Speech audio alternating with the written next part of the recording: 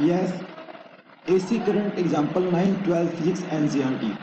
आपको 9th example में कह रहा है कि suppose the frequency of the source in the previous question. अगर आपने क्वेश्चन 8 की बात करें उसके अंदर अगर फ्रीक्वेंसी की बात करें, can be varied, what is the frequency of the source at the resonance occurs. मतलब क्या फ्रीक्वेंसी लें कि वो जो एलसीआर सर्किट था उसके अंदर रेजिस्टेंस भी दे रखा था, एल भी दे रखा था और सी भी दे रखा था, उस एलसीआर सर्किट के अंदर आपको रेजोनेंस की फ्रीक्वेंसी मिल सके। तो रेजोनेंस फ्रीक्वेंसी का अगर आपको फॉर्मूला याद हो, रेजोनेंस फ्रीक्वेंसी होती है F R is equal 1/2 pi root में एल और सी। तो 1/2 पाई की वैल्यू 3.14 और एल, उस क्वेश्चन में अगर एल की बात करें तो एल आपको दे रखा था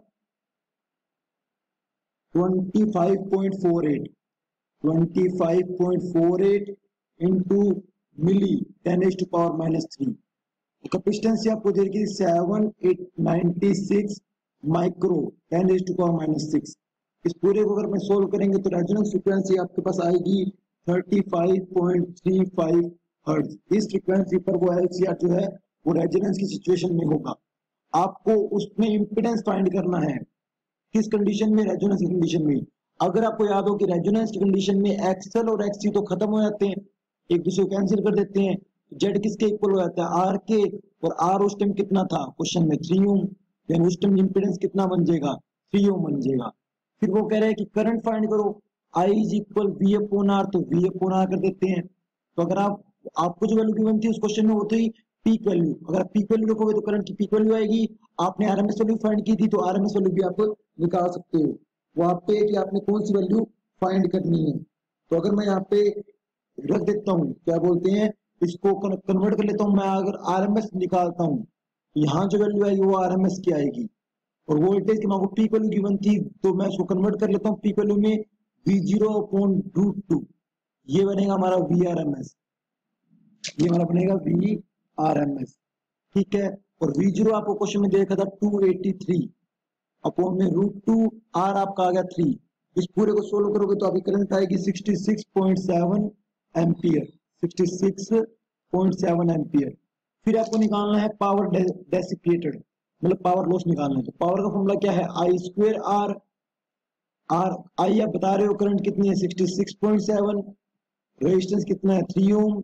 यहां से अगर आप पावर फाइंड करेंगे पावर आएगी आपकी 13.35 इंटू 10⁻³ वोल्ट, इसको हम लिखते हैं किलो वोल्ट। तो आपको पीछे जो आंसर दे रखा है बुक के अंदर वो किलो वोल्ट में दे रखे हैं।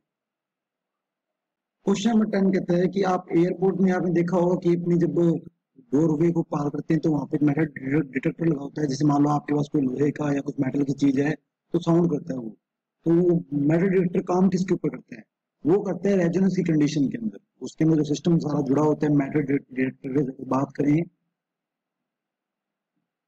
ये उनके पास डिवाइस है एक जो अपने बॉडी से वो चेक करते हैं। तो इसके अंदर क्या सिस्टम होता है, एलसीआर सर्किट होता है जो रेजोनेंस की कंडीशन में होता है। और रेजोनेंस के अंदर आपको पता है कि एल और सी तो काम करते नहीं है, सिर्फ और सिर्फ सारा रेजिस्टेंस भी काम करता है। तो अगर अपने शरीर में कोई मेटल की बॉडी हुई तो उससे जो वो यहाँ से जो निकल रही है रेज, वो उस मेटल डिटेक्टर से रिफ्लेक्ट होकर वापस आ जाएगी, जिससे ये रेजिस्टेंस जो है बिगड़ जाएगा। अभी रेजिस्टेंस तो सिर्फ आर के इक्वल है, अगर कोई मेटल हुआ तो उससे रेज वापस रिफ्लेक्ट होकर जब आएगी तो वो इस आर वो इस जेड पे इफेक्ट डालेगी, तब जेड आर के इक्वल नहीं रहेगा, यानी वो जेड जो है वो एक्सएल और एक्ससी में चेंजिंग के कारण वैल्यू चेंज हो जाएगी। और ये चेंज वैल्यू क्या करती है, साउंड क्रिएट करती है। इससे हमारा डिटेक्ट हो जाता है कि इस बंदे के पास कोई मेटल का पार्ट है या नहीं है। तो इस तरह आप मेटल डिटेक्शन में इस चीज का रेजोनेंस का यूज करते हैं। इसके अंदर आपको प्रूव करना है कि फ्री ऑक्सीडेशन के केस में जब एल और सी आपस में जुड़े होते हैं, जब फ्री ऑक्सीडेशन चल रहे होते हैं, हमने ये टॉपिक के अंदर पढ़ा हुआ है, जिनको नहीं पता वो इसकी टॉपिक की वीडियो आप इसकी डिस्क्रिप्शन से निकाल के आप वहां से इस टॉपिक को क्लियर कर सकते हैं। तो उसमें आपको ये प्रूव करना है कि जो एनर्जी स्टोरेज है कैपेसिटर की चाहे इंडक्टर की, वो एक टाइम पर उनका सम जो है वो कांस्टेंट होता है, टाइम पे डिपेंड नहीं करता। तो इसके लिए पहले हम आपको एनर्जी का फॉर्मूला पता होना चाहिए। कैपेसिटर के लिए जो एनर्जी का फॉर्मूला है वो तो आपको होगा हाफ CV², अगर इसको चार्ज में कन्वर्ट करें Q equal CV, V equal Q/C, ये बन जाएगा हाफ Q² C।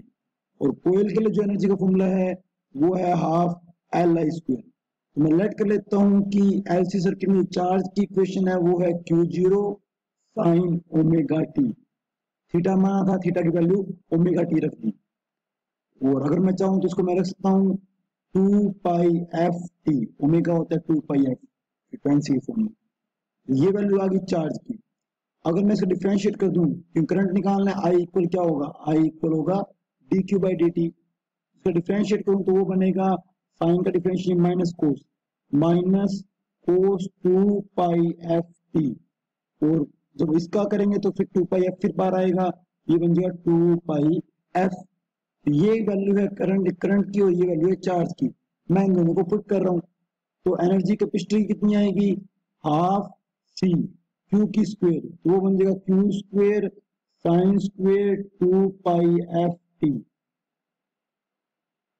और एनर्जी किसकी, कोयल की, हाफ एल आई की स्क्वायर, ये भी स्क्वायर करते प्लस का हो जाएगा 4 pi square F square Q square cos square 2 pi F T. उन दोनों को ऐड करेंगे, यानी कैपेसिटर की एनर्जी और इंडक्टेंस की एनर्जी, तो ऐड करेंगे तो आपको पता है कि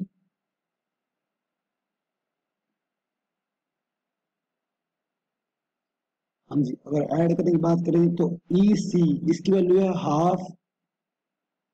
आपको पता है कि ओमेगा इक्वल क्या होता है, ओमेगा होता है 2 पाई एफ, ये ओमेगा की स्क्वायर पड़ी है, और आगे पड़ा एल, मैं इसको लिखता हूँ half omega L Q square को स्क्वायर, ये सारी वैल्यू जो है वो थीटा की है, मैं इसको लिख रहा हूं 2 पाई एफ टी, प्लस आगे पड़ा है half Q square by C sine square 2 pi F T. ये मैंने वैल्यू सिर्फ यहाँ पर क्या किया है, 4 पाई स्क्वायर एफ स्क्वायर को 2 पाई एफ की स्क्वायर लिखा है और 2 पाई एफ को मैंने ओमेगा लिख दिया।